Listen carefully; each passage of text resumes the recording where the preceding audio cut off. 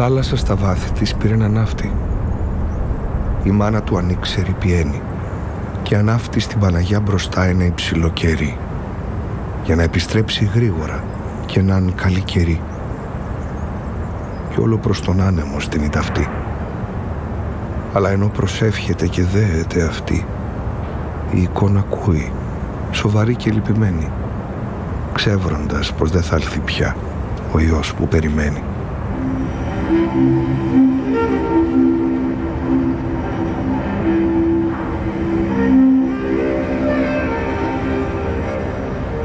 Η θάλασσα στα βάθη της πήρε ένα ναύτη.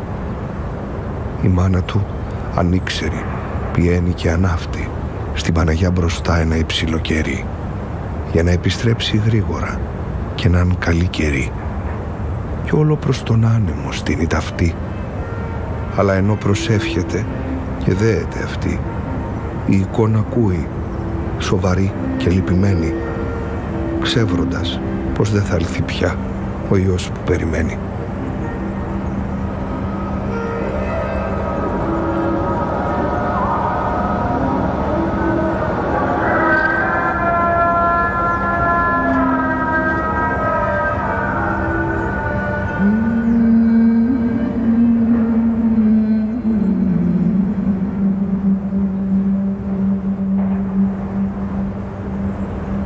Η θάλασσα στα βάθη της πήρε ένα ναύτη.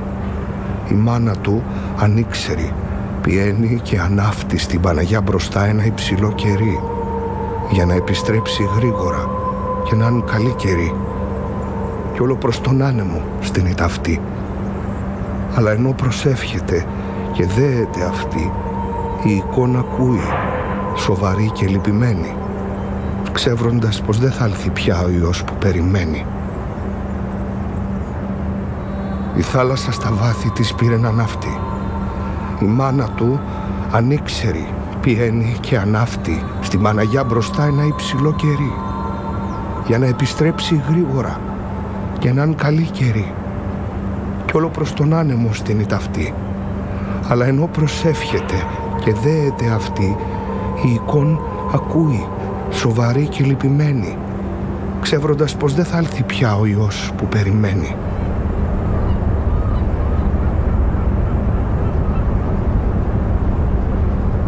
Η θάλασσα στα βάθη της πήρε ένα ναύτη.